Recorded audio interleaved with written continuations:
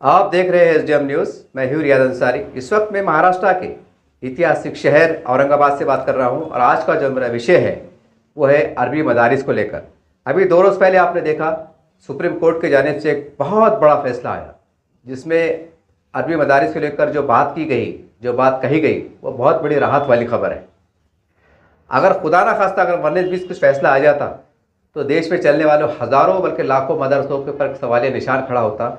फिर ये पढ़ने वाले बच्चे कहाँ जाए, मुस्तकबिल कैसा हो, बहुत इतना पेचीदा मामला हो जाता। यूँ समझ लीजिए कि हमारे देश की 20 से 25 करोड़ जो मुसलमानों की आबादी है वो इंतहाई बेचैनी का शिकार होती। और जिस तरह सुप्रीम कोर्ट का फैसला आया, तमाम मुसलमानों के ज़िम्मेदारान ने, उलमा इकराम ने, समाजी संगठनों ने बिला लिहाज सुप्रीम कोर्ट के फैसले को सलाम किया, उसकी सताइश की। एक बहुत बड़ी बात है।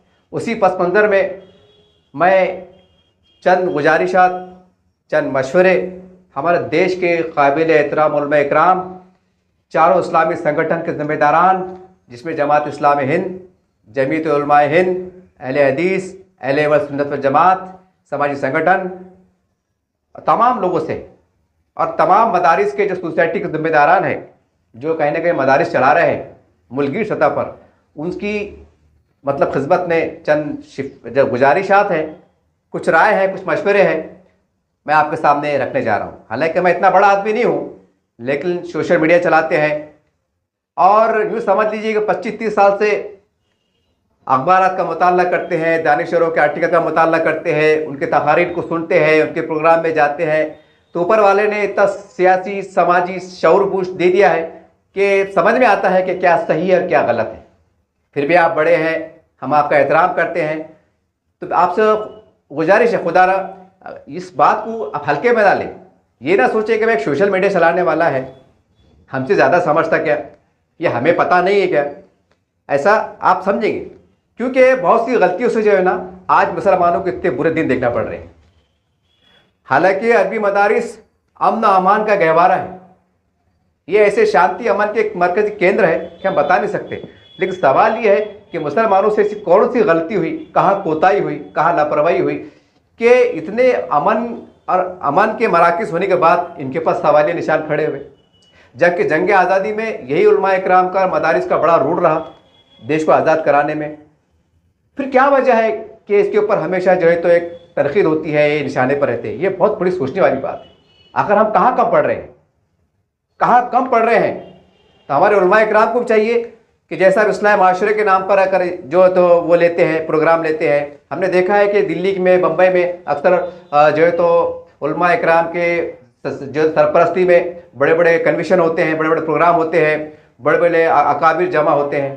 तो आपसे गुजारिश है एक प्रोग्राम ऐसे भी लो जिसके अंदर कुछ समाजी संगठन के लोग, कुछ पत्रकार सहाफ़ी लोग, जो जनता के बीच में रहने वाले लोग, एक आम बंदे जो कहने के समाज का दर्द रखते हैं, कुछ उनका भी एक बुला के एक कार्यक्रम लो, स्टेज पे बोलने का मौका दो कि बताइए कि भाई हम देश में कैसा और अच्छे तरीके से चल सकते हैं, मदारिस को हम कैसा इसका दायरा बढ़ा सकते हैं, यहाँ और बेहतर क्या कर सकते हैं। इनसे भी राय लो आप, क्योंकि ये इनको ये क्योंकि समाज में रहते हैं, जनता के बीच में रहते हैं और ज़मीन के ऊपर रहते हैं, इनको तकालीफ का एहसास है, इनको तकालीफ का एहसास है। इनको पता है कि क्या होना चाहिए, क्या होना चाहिए। एक कन्वेंशन ऐसा भी तो लेके देखिए आप, आपको समझ में आ जाएगा। या कोई ऐसा वेबसाइट खोलिए कि भाई इसके ऊपर आप अपनी राय दे सकते हैं कि मदारिस को और क्या करना चाहिए, कैसा चलाना चाहिए, क्या होना चाहिए, क्या नहीं होना चाहिए। कुछ ऐसे भी कुछ एक साइट खोल के राय मंगाओ ना। जैसा आपने वक्फ बोर्ड को बचाने के वास्ते एक अभियान चलाया था, QR कोड मस्जिद के बाहर, टपरी के बाहर, होटल के बाहर, पता नहीं कहाँ कहाँ पर भाई भेजे गए कि उसको बचाना है, बचाना है। तो ऐसे भी तो राय लो कि भाई हम जब तंजीम के जिम्मेदारान और समाज के लिए एक नए हालात में, नए समीकरण में क्या कर सकते हैं। तो आपको कई ढेरों सारों जगह तो राय मिलेंगी, मशवरे मिलेंगे। और ये मत भूलिएगा कौम देने वाली भी है। ये कौम ने हक हलाल का 1 रुपया, 10 रुपया, 100 रुपया जो ज़कात के नाम पर, इमदाद के नाम पर, अपने अतिये के नाम पर जो मदरसों की माली मदद की है, माली इनायत की है, उसी की वजह है कि अल्लाह का बड़ा फजल करम है कि हज़ारों की तादाद में मुल्की सतह पर मदारिस चल रहे हैं। तो क्या सवाल ये है कि जो लोग इतना बढ़ चढ़ के हिस्सा लेते हैं तो क्या उनकी अपनी कोई राय की अहमियत नहीं है?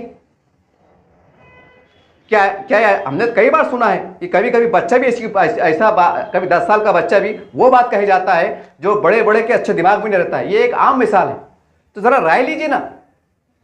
बहरहाल मैं अपने आता हूँ असली मौजू की तरफ।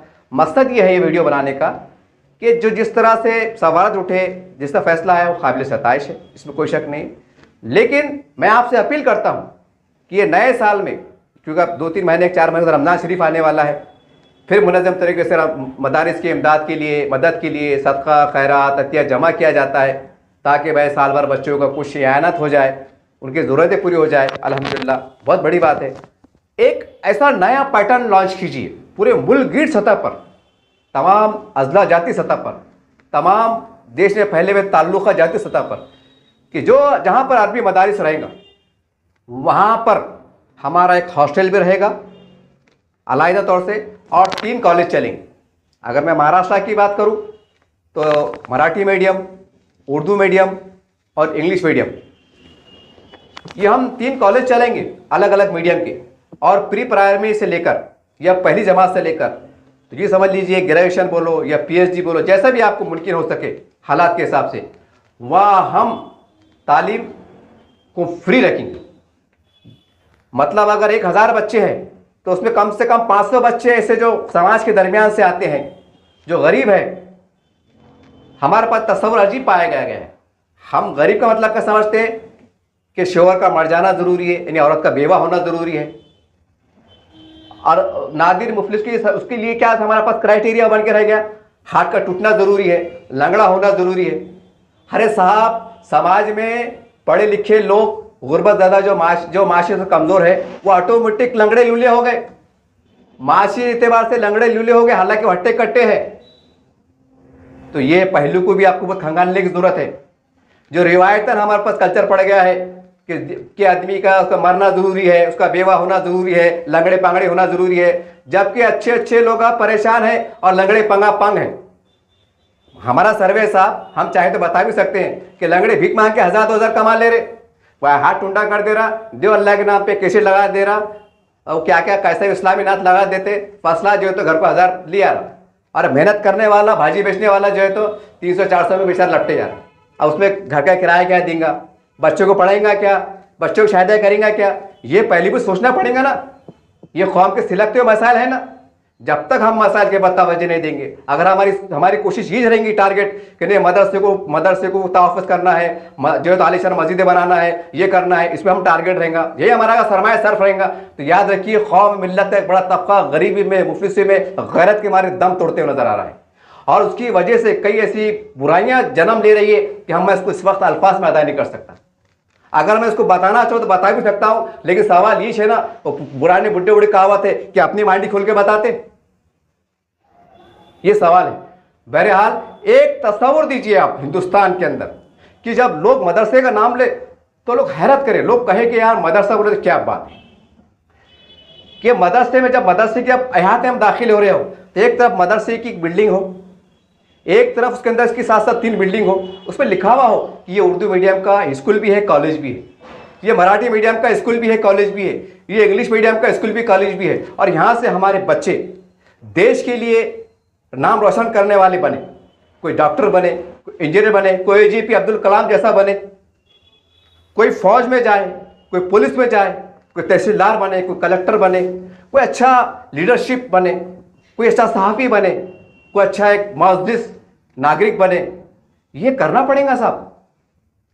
और उसके अंदर हम एक कोशिश करें हिकमत अमली के तौर पर कि 10%, अगर मान लीजिए कि एक कोई स्कूल में 1000 बच्चे हैं तो हम 100 बच्चे उसमें जो है तो हमारे गैर मुस्लिम भाई, हिंदू भाई, जो आदिवासी समाज से है, हमारे दलित समाज से है, बुद्ध समाज से है, मराठा समाज से है, जो गरीबी में आते हैं, उनको भी हम उसमें दाखिला दें, उनको फ्री पढ़ाने की कोशिश करें, ताकि वे जो 100 बच्चे जो पढ़ रहे हैं उनको भी तो मालूम पड़े कि मदरसे में क्या पढ़ाया जाता है, यहाँ के कौन से अखलाक सिखाए जाते हैं। जो लोग आरोप लगाते हैं कि मदरसे में कट्टरवाद सिखाया जाता है, तंग नजरी सिखाई जाती है, इनको कट्टर तौर से मौलवी मुल्ला बनाया जाता है, उनको भी तो लगे ये 100 बच्चे जब उनके समाज से हमारे स्कूलों में पढ़ेंगे, जो गरीब समाज से रहेंगे, ये फ्री पढ़ेंगे, तो ये भी वहाँ की एक्टिविटी को देखेंगे कि यार कैसे इनके अखलाक हैं, बड़ों के आदाब, छोटों के आदाब, बड़ों से कैसी बात की जाती है, छोटों से कैसा पेश किया जाता है, कैसा रहा जाता है, इंसानियत का दर्स कैसा दिया जाता है, इंसानियत किसे कहते हैं, मोहब्बत किसे कहते हैं, इत्तेहाद किसे कहते हैं, दूरअंदेशी किसे कहते हैं, ये जब वो लोग देखेंगे तो जाहिर सी बात है कि वो बच्चे भी पढ़ के कहने के आला ओहदे पर जाएंगे। वो 100 में से कोई कलेक्टर बनेगा, कोई डिप्टी कलेक्टर बनेगा, कोई कमिश्नर बनेगा, कोई नेता बनेगा। जब ये बच्चे उनके समाज में जाएंगे तो वो भी एक तासुर पेश करेंगे कि नहीं, ये मदरसे में जो उंगली उठाई जाती है वो वैसे मदरसे नहीं है। हम पढ़े हैं, मैं दलित समाज से हूँ, मैं बुद्ध समाज से हूँ, मैं मराठा समाज से हूँ, मैं ईसाई हूँ, मैं जो है मैं तो विष्णु जाति से ताल्लुक रखता हूँ। मैंने अरबी मदरसे पढ़ा है, मैंने वहाँ के 12-13 साल निकाले हैं, वहाँ के हर प्रोग्राम में रहा हूँ, इस्लामी प्रोग्राम हो, समाजी प्रोग्राम हो, सालाना प्रोग्राम हो, मैं रहा हूँ। वहाँ क्या क्या सिखाया जाता है, क्या बताया जाता है? नहीं, वो तो अमन का गढ़ है, वो तो अमन के इदारे हैं जो इस मुल्क को जो है तो तरक्की देना चाहते हैं, जो इस मुल्क में सही मानों में गंगा जमुना तहजीब की परवान की रविश को बढ़ाना चाहते हैं, वो सही मानों में एकता आलम बरदार के खिले हैं। जब ये लोग गवाही देंगे तो साहब बहुत अच्छे असरात मुरतब होंगे।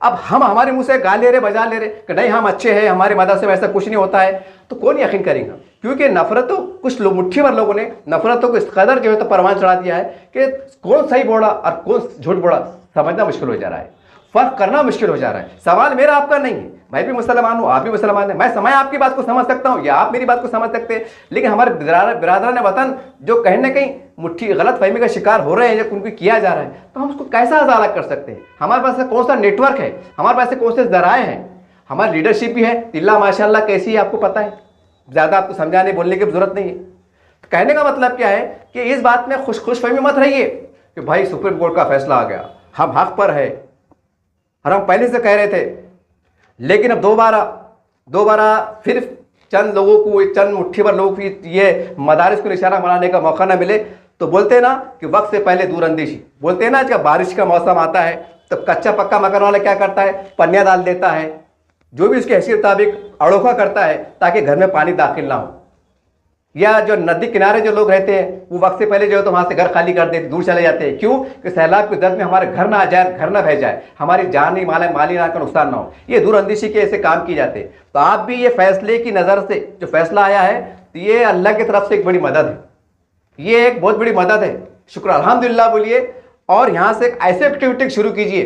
वैसा अल्हम्दुलिल्लाह अक्कल कुएं के ज़ेर तमाम अब शुरुआत है, लेकिन मैं कहा ना कि ये ऐसे से काम चलने वाला नहीं कि चंद मदारिस वाले चला रहे हैं बड़े पैमाने पे तो इल्ला माशाल्लाह काफ़ी होगा, नहीं, बल्कि पूरे हिंदुस्तान के हर ज़िले में एक ऐसा माहौल प्रवेश कीजिए, ऐसा माहौल देने की कोशिश कीजिए कि जहाँ अरबी मदरसा है तो वहाँ पर जो है तो Urdu medium, Marathi medium, English medium के हमारे पहली से लेकर 12वीं से लेकर ग्रेजुएशन तक वहाँ पर जो है तो तालीम का नज़्म हो। और ऐसा नज़्म हो, मैंने कहा ना कि भाई 1000 बच्चे हैं तो 500 बच्चे मुकम्मल तौर से मुफ्त, और 500 बच्चे से हम कुछ पैसे ले सकते हैं कि भाई हमारे खर्चे हैं, हिकमतन ले सकते हैं ताकि मदारिस पे बोझ ना आए।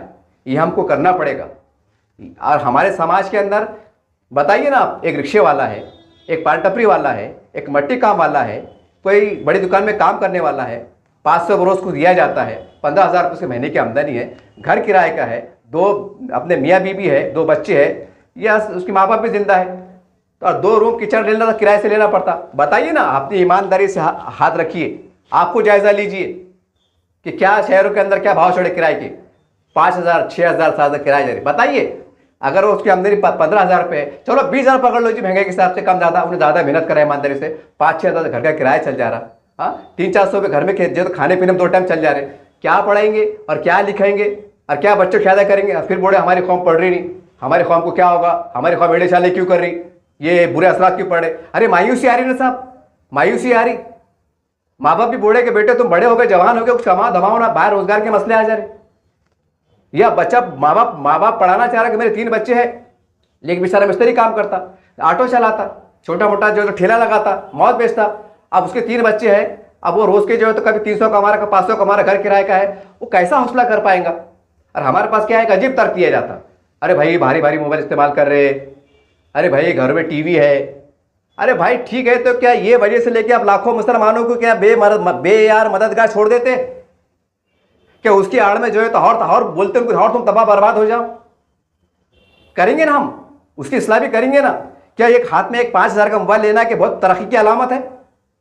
क्या घर के अंदर जो है तो ये तो सड़ा हुआ जो है तो सेकंड हैंड टीवी 1000-2000 का लेके चला लेना क्या बहुत बड़ी तरक्की की अलामत है? क्या मुसलमान लखपति करोड़पति बन गया? कि 2000 के आइटम में हम ये बोल रहे हैं, ये बहाना, ये क्यों बहाना तर्क है आपका ये कि भाई उनके पास तो मोबाइल है उससे? अरे भाई वो तो रोजी की चीज है ना। आज मोबाइल के अंदर 50% जो है तो रोजी रोजगार से मामले जुड़े हुए हैं। अगर कोई ऑनलाइन कारोबार कर रहा है तो ऑनलाइन के अंदर बेचारा रोजी रोजगार कमा रहा है, और आप बोले उसके पास 20,000 का मोबाइल है। तो ये भी देखो क्यों है, क्या काम धंधे करता, ये भी देखना पड़ेगा ना हमको। कि खाली इसके आड़ में छुप जाते, अरे भाई मोबाइल इस्तेमाल कर रहे, टीवी इस्तेमाल कर रहे, और क्या है मुसलमान वहाँ पैसे दे, वहाँ पर वहाँ मुझे तो बराबर पैसे आ रहे, यहाँ पैसे नहीं आ रहे, पंडित पैसे नहीं आ रहे, ऐसे देखने में आता। पर आप ईमानदारी जायजा लो ना, उसकी आमदनी क्या है, बच्चे कितने हैं, घर किराए का है, खाने को क्या लग रहा, पीने को क्या लग रहा, दुख है, सुख है, बीमारी है, मौत है, मट्टी है, अरे इसका जायजा लेना पड़ेगा ना। हमारे समाज कुछ लोग तो ऐसे भी है, अरे भाई पायलट नहीं आ रहा तो पैदा क्यों कर रहे। मैंने अपने कानों सुना हूँ, बहुत तकलीफ थी साहब मुझे। मैंने एक के साहब से और बड़े दानिश साहब से गुफ्तगू कर रहा था मैं कि साहब ऐसा मसला है, हमारा समाज छूटना चाहिए। तो उन्होंने मुझे बात होता है क्या कहे, मुसलमानों को समझना चाहिए। बोले भाई अगर ज़्यादा है तो ज़्यादा बच्चे नहीं पैदा करना चाहिए। बोलो आप, अभी बच्चे पैदा करना कि इनके हाथ में है क्या? ये तो अल्लाह की देन है, ये अल्लाह का मामला है, और तुम देने वाले ऐसी हरकतें करेंगे। आज का उल्टा जमाना हो रहा, जो गरीब है तो बेचारे घर में 3-4 बच्चे हैं, और जिसकी मियाँ बीवी कमाने वाले 1 लाख आमदनी आ रही, महीने की मतलब सैलरी आ रही, तो बोलते नको हम दो हमारे दो, 2.5 भी नहीं होना, 3 भी नहीं होना, 2.25 भी नहीं होना। अरे क्या धंधे है ये? अरे तुम नहीं कर रहे ना, मतलब जो भी है अल्लाह तुमको हिदायत नहीं रखी हुई है, तो कम से कम जो उम्मत की नस्लों को बढ़ाने का जरिया बन रहे, एक आदि बच्चा क्यों ना हो, अरे वो भी सवाब मिलेगा। अल्लाह के रसूल सल्लल्लाहु अलैहि वसल्लम की हदीस है, अगर मेरा यकीन नहीं आ रहा ना तो आलिम दिन को जाके पूछो कि कसरत से जो उम्मत की जो रहेंगे लोग, माँ बाप जिसकी, तो उसके बारे में हुज़ूर सल्लल्लाहु अलैहि वसल्लम क्या आखिरत में मामला फरमाएंगे, जरा उनसे पूछो। मैं डिटेल बोलते बैठूंगा ना, 1 घंटे वीडियो बन जाएगा। पहले लोग कमेंट करते हैं अंदर साहब तुम लंबा बोल देते यार, मैं क्या करूं, मैं भी बोलना पड़ता। तो बोलने का मतलब ये है कि ये माहौल को परवरिश देना पड़ेगा। अब यहाँ से लड़कियों का मदरसा अलग, लड़कों का मदरसा अलग, और हमको बताना पड़ेगा कि मदरसे जो है तो तरक्की का गढ़ है, ये समाज की रीढ़ की हड्डी है, ये देश की तरक्की या रीढ़ की हड्डी है। यहाँ से जब बच्चे पढ़ के निकल रहे हैं वो अच्छे टीचर बन रहे हैं, अच्छे डॉक्टर बन रहे हैं, अच्छे कलेक्टर बन रहे हैं, कमिश्नर बन रहे हैं, अच्छे नेता बन रहे हैं, आखिरी दर्जे पे ये अच्छे नागरिक बन रहे हैं। ये हमको पेश करना पड़ेगा, जब जाके गलतफहमी दूर होगी। और मैंने कहा ना 10% आरक्षण, 10% हमको गैर मुस्लिम जो गरीब है, तो पसमानदा है, जिनका कोई वाली नहीं है। ऐसा नहीं कि खाली मुसलमानों में जो तो गरीब गुर्बत है, अदर समाज के अंदर भी है। उनके बच्चों को हम सलेक्शन करके पूरी जांच पड़ताल करके कानून के दायरे में रख के हम क्या कर सकते हैं उसका लाहेमल तैयार कीजिए और उनको दाखिला दीजिए, ताकि वो भी बच्चे जब आगे जब पढ़ के लिख लेंगे और अच्छे को काबिल ओहदे पे पहुंचेंगे तो उनके दिल में यादें रहना कि यार मैं यार एक अरबी मदरसे के देर एहतराम पढ़ा हूँ, मैंने 12वीं पढ़ा, ग्रेजुएशन करा, क्या अच्छा प्यारा माहौल है, क्या ईद को गरीबों को कपड़े बनाए जाते, सेवाएं दी जाती, मदद की जाती, ज़कात के खैरात से इमदाद से पढ़ाया जाता, बहामी मोहब्बत का दर्ज दिया जाता। जब वो बच्चे का आला ओहदे में पहुंचेंगे, कोई तहसीलदार बनेगा, कोई कलेक्टर बनेगा, कोई पुलिस कमिश्नर बनेगा, तो उसके दिल में एक एहसास रहेगा, दर्द रहेगा कि नहीं यार ये मदरसे वाले तो ऐसे नहीं, मदरसे तो माशाल्लाह एक अमन का गढ़ है, शांति का गढ़ है। ये पैगाम ऑटोमेटिक जाएगा, खाली हम अपने मुंह से बोलते रहेंगे कि हम अच्छे, ये अच्छे बोलने का टाइम ही नहीं रहा। अच्छे बोलने अजीब गरीब सूरत हाल होगी। बहरहाल ये आपसे अपील थी। और दूसरी अपील ये थी कि अब अभी भी हम देख रहे हैं कि काफ़ी हमारे बड़े जिम्मेदारान सेकुलरिज्म की पूंजी बजाते हुए नजर आ रहे हैं। मेरी आपसे दर्दमंद गुजारिश है कि जो लोग इख्तियार में हैं, जिसको फ़िरका परस्त के नाम से पुकारते हैं, वो आज हर जगह छाए हुए, उनकी मौजूदगी को नज़रअंदाज ना करें, उनकी मौजूदगी नज़रअंदाज ना करें और उनसे हम कैसा दोस्ताना रब्त बढ़ा सकते हैं। ये मत बोलिए कि फ़िरका परस्त है। अरे आपने बातचीत की है क्या? बातचीत करो, 1 बार करो, 2 बार करो, 10 बार करो। अरे उनको भी जरूरत है। आप खुद बोलते हैं ना स्टेट्स के ऊपर वो इख्तियार की भूखे है, वो कुर्सी की भूखे है, उनको ऐसा नहीं है, उनको वैसा नहीं। आपको आलन ऐलान बोलते हैं। अरे भाई जब हम खुद उनको जो है तो इख्तियार की चाबी कुंजी हाथ में दे दे रहे, हम खुद हमके पास सरेंडर हो जा रहे एक मियारी अंदाज से, वो भी चाहेंगे मुसलमान हमारे पास आ गए, अब जातिवाद धंधे बंद करो, गैर जरूरी बयाना देना लेना बंद करो। वो भी जो है तो उनके ऊपर हाई लेवल पे कैसा दबाना, बात को कैसा समझाना कर सकते ना, पावर में ना बहुत कुछ करा सकते हैं। लेकिन हमें भी जो है तो बड़ा दिल करना पड़ेगा। हमारे दिमाग में निकल रहा ही नहीं। हमने क्या करे, सेकुलरिज्म को जो है तो ऐसा बना लिया, तावीज़ बना के बैठ गए कि नहीं सेकुलरिज्म।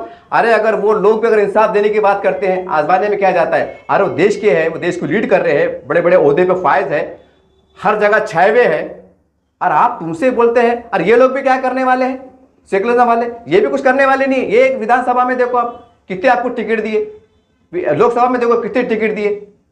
आप कौन सी दुनिया में है, कौन सी दुनिया में है। हमको जरा ये तल्ख बातों को समझना पड़ेगा, हमको बड़ा दिल करना पड़ेगा। हमारे हिंदू जो बड़े बड़े संगठनाएं हैं, शिवसेना है, भाजपा है, जो भी है, इसको हमको बड़े लेवल पे बात करना पड़ेंगे साहब, और कुछ बातें हमको मीडिया में लाना पड़ेंगी। और वो जो है तो राष्ट्रपति बने हुए है, मुख्यमंत्री है, वो है, सारी बात है, कलेक्टर है, कमिश्नर है, तहसीलदार है, हर जगह वो जो लीड कर रहे हैं, और हम उनसे अगर दोस्ताना ताल्लुकात नहीं बढ़ाए और सेकुलरिज्म के नाम पे चंद ऐसे मुट्ठी भर लोग जो हमारे पीठ में छुरी घोंपने का काम कर रहे हैं, जो बाद में आपको चॉकलेट दे रहे, ठेंगा बता दे रहे, और ये बोले नहीं नहीं वो तुमको टिकट दिए तो हमको हमारा समाज नाराज हो जाएगा, या तुम जीत के नहीं आते। अजीब गरीब। अरे मुसलमानों को जब तुम इतना पागल समझ गया है तो मुसलमानों को चाहिए ना कि जब बड़े लोग हैं ना, बता दो इनको, और ये भी बता दो कि मुसलमान तंग नजर नहीं होता है। जो देश, यार ये बात ध्यान में रखिए आप कि 950 साल इस मुसलमानों देश पे हुकूमत किया है, ये लोग अच्छी तरह से जानते हैं। और हमारे हिंदू भाइयों को एहसास दिलाना पड़ेगा कि आज ऊपर वाले ने समीकरण के हिसाब से देश की तकसीम हुई, बंटवारा हुआ, पाकिस्तान बना, बांग्लादेश बना, आज आपको एक अवसर प्राप्त हुआ है, तो आइए आप कुर्सी पे बैठिए, हम आपको मदद करते, सहयोग करते, लेकिन हमारे भी जो है तो हमारे मफादात का ख्याल रखना पड़ेगा, चाहे मजहबी हो, सियासी हो, समाजी हो, तालीमी हो, हर दावी से आपको जो है तो हमको वैसा मुकाम देना पड़ेगा। हम भी आपको जय जयकार करते हैं। अरे ये सेकुलर जैसे कि आप जय जयकार कर रहे हैं, ये कौन है? ये भी राव है, चौहान है, कुलकर्णी है, कोई देशमुख, यही है ना कि सैयद है, फारूक है, पठान है, कि चलो अपने मुसलमान है। मेरे को ऐसा नहीं बोलना चाहिए, लेकिन आपको समझाने के वास्ते, आपको झिझोड़ने के वास्ते मैं अल्फाज की अदायगी कर रहा हूँ। बहरहाल ये दोनों पहलू से बात कीजिए। हालात बस से बदतर हो रहे हैं, समाज को अकेला मत छोड़िए। अरे जरंगे पाटिल साहब से आपने बात की, अच्छी बात है भाई, हमारे सज्जाद उमर साहब से मैं उनका एहतराम करता हूँ, लेकिन क्या बात अगर होती है, अगर फडणवीस साहब से बात करते, वे एक ही दिमाग में बैठा और नहीं फिरका परस्त है। अरे भाई अगर कुछ राह अगर हमारे लिए खोलते हैं, कुछ बातचीत में अगर कुछ खुशगवार अगर हल निकलता है, आसानी से बर्फ पिघलेगी नहीं ना साहब। 75-76 साल हो गए, 76 सालों से मुसलमानों ने सेकुलरिज्म के नाम पे सिर्फ उनको बुरा बोलने के सिवा, गाली देने के सिवा, दूरी बनाए रखने के सिवा, दिन पे दिन दूर रहने के सिवा दूसरा काम नहीं किया हर इलेक्शन मौके पर। तो कहां से उनके दिल में एकदम नरमाहट आएंगी, कहां से आप पे भरोसा करेंगे? हमें भी तो कुछ कुर्बानी देना पड़ेंगी, कुछ पहल करना पड़ेंगी। बहरहाल आप बहुत बड़े लोग हैं, आपकी दूरअंदेशी बहुत बड़ी है, लेकिन हम जो जमीन पे हालात देख रहे हैं, ये हम उसकी रोशनी में आपसे बात कर रहे हैं। हो सकता है कि आप मेरी बात से, लेकिन याद रखिए ये बहुत बड़ा सच है, यही सच है, यही सच है। क्योंकि जो लोग गलियों में घूमते हैं, बाजारों में घूमते हैं, उनके समाज के दरमियान में जाते हैं, झोपड़पट्टी घूमते हैं, वो लोगों को तजुर्बा आता है ना साहब। ये महलों में बैठने वाले, ऑफिस में बैठने वाले, बंद कमरे रहने वाले, तजुर्बा नहीं आता।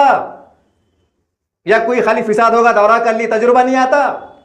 फिसाद हो गया, अपना जागे बात के आ गए और बाद में पलट के नहीं देख रहे, तजुर्बा नहीं आता।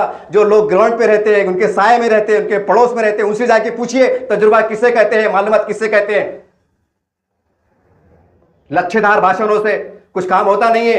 जो लोग उनके बीच में रहते हैं उनसे पूछिए कैसा रहना पड़ता, कैसा सहना पड़ता, क्या माहौल रहता।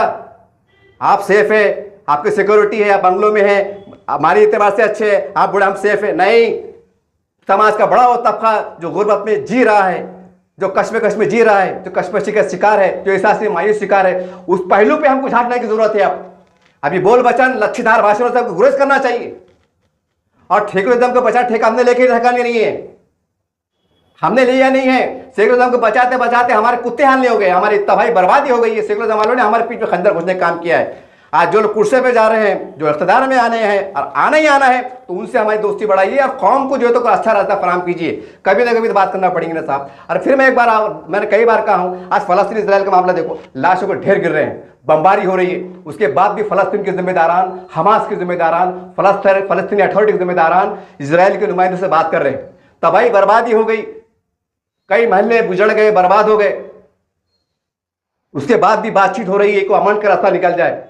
यहां तो ऐसे हालात भी नहीं है। अगर है तो उसके जिम्मेदार हम है ना। हमने क्या करे, सेकुलरिज्म के नाम पे एक तरफ राव को, देशमुख को, कुलकर्णी को सर पे बिठाते आए और हमारा बांध काम होता गया। हमको आ रहा दिख रहा, लेकिन पता नहीं उनको बोलते ना पीछे तरह इसका किसको लोकसभा मिल गया, किसको राज्यसभा मिल गया, किसको एमएलसी मिल गई। ये सही है, आंकड़े उठा के देखो आप।